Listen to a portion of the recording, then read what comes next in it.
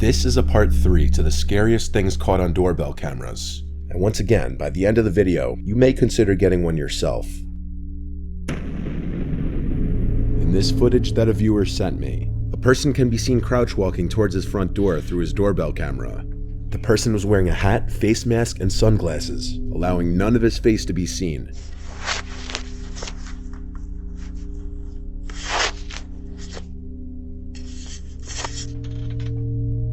After trying to open the front door and failing, the person starts to fiddle with the doorbell, noticing it's a video doorbell, so he probably tries to take it off.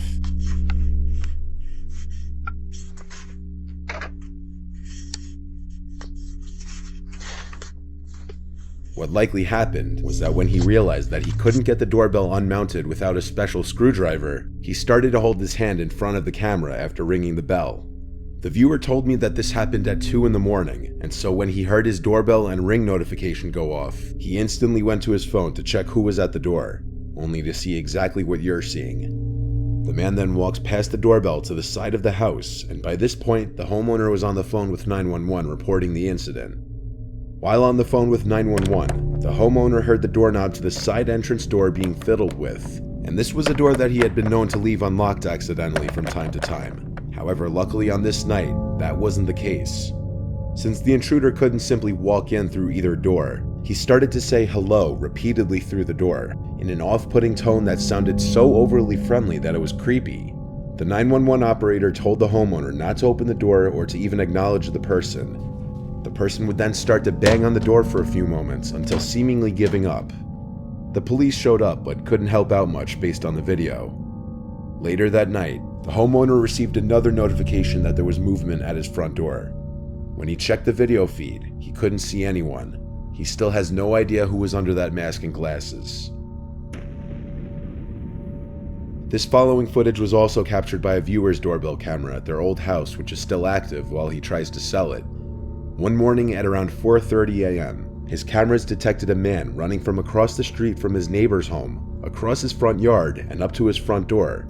The man was naked, with one of his hands blocking his privates.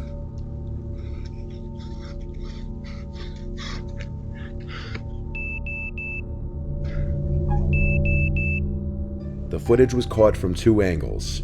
He was arrested a short while later by local police, and was apparently high on crystal meth, and he had removed his clothing due to a fear of snakes being inside of his clothes, and he was running around the neighborhood knocking on doors and ringing doorbells yelling for help. The neighborhood is reportedly pretty quiet. The homeowner never had any sort of issues before this. In his words, he ran up my front yard onto my front porch and rang the doorbell. For the next minute or so, he was ringing the doorbell and knocking while pacing back and forth. He looked panicked, and his expression drifted from someone in pain to a look of pure crazy, and at one point said he needs help. After that, he ran off back into the night. The guy was picked up by an officer around 5 a.m. not far from his house. And this footage is why you always check who's at your door before you open it, especially if you have a doorbell camera. If someone who you don't know shows up to your door late at night, don't open it. Unfortunately, in this video, that's exactly what this homeowner did. Around 10 p.m. one night, a suspicious-looking hooded man approaches the front door of a random house rather quickly and aggressively, and he right away tries to open the door. After realizing it's locked, he goes to ring the doorbell. Disappointingly, the homeowner opens the door rather quickly instead of checking who's at his door at this hour first.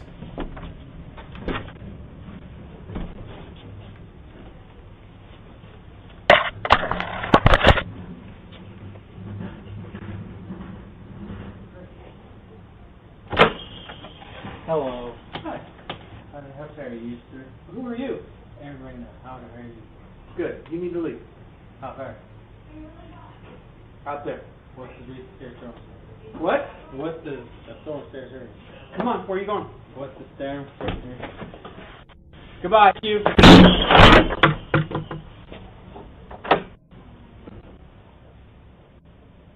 The homeowner was likely too trusting a person, which put him in danger. Even his initial hi to the stranger at his door sounded overly friendly, considering the man was already creeping in the second the door was opened. Hello. Hi. The homeowner pushes the man out, causing him to punch the glass of the door before it's even fully closed. The man then stands there for another minute or so, fiddling with the doorknob a few times, though the rest of the footage is cut off. The dialogue is near impossible to completely make out, but it seemed the man was under the influence of drugs or alcohol, and was likely attempting to burglarize the home. The homeowner called the police, but the man was gone by the time they arrived. It's unknown if he was found.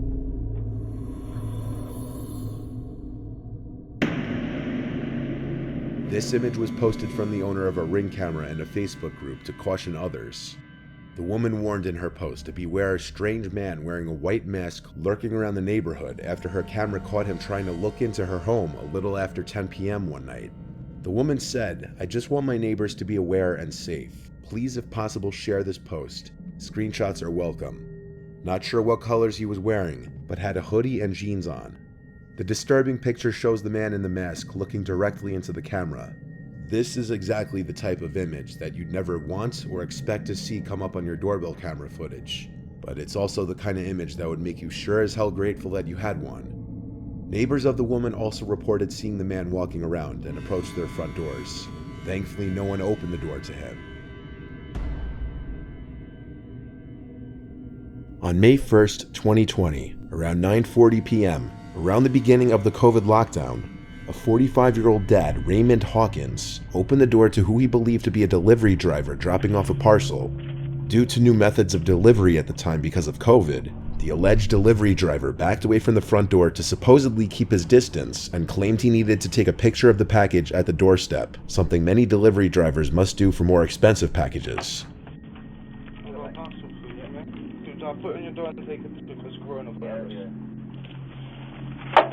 At this time, the father had his guard down due to the fact that he had no idea the man in front of him wasn't a delivery driver, and that he was in fact part of a gang that was about to storm into his house, all of whom armed with knives.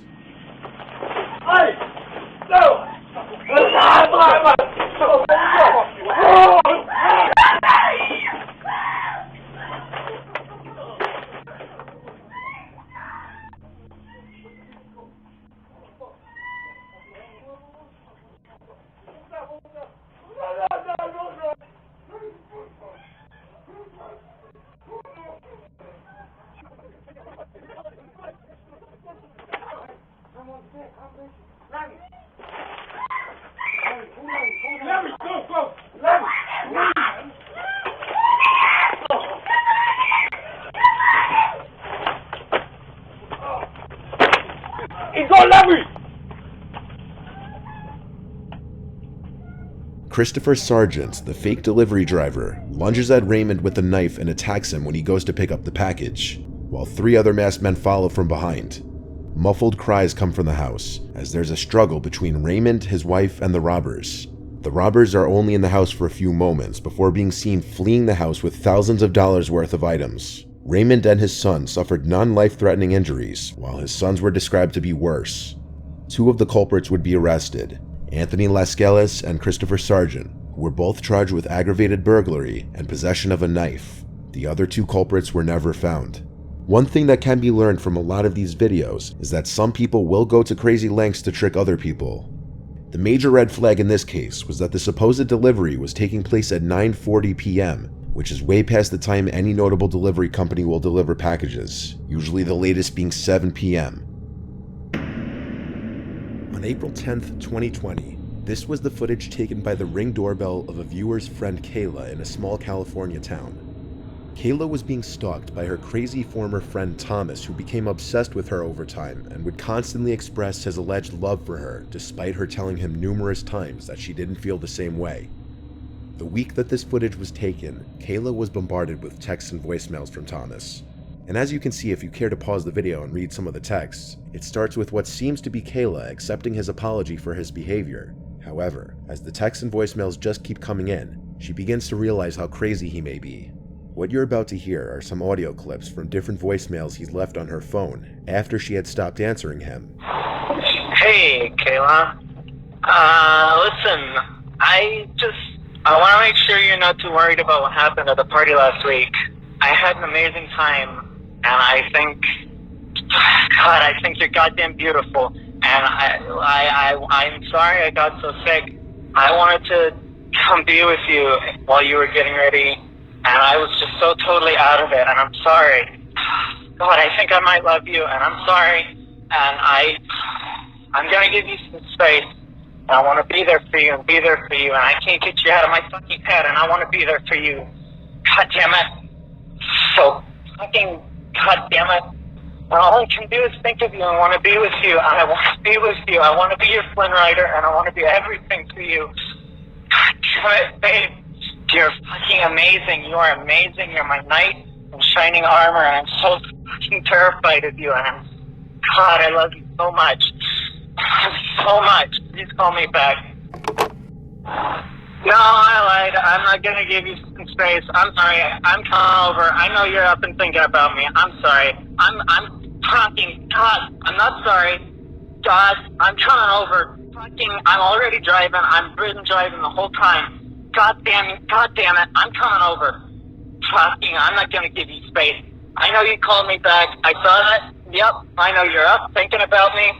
God damn it. Oh, God damn it. I'm coming over. One way or another, I'm coming over.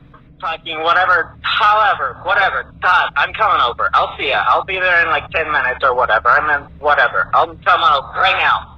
Damn it. I'll see ya. Bye. I love you. Rough road. Oh, it's a rough road. Fuck you, Kayla. I am fucking crazy. God damn it.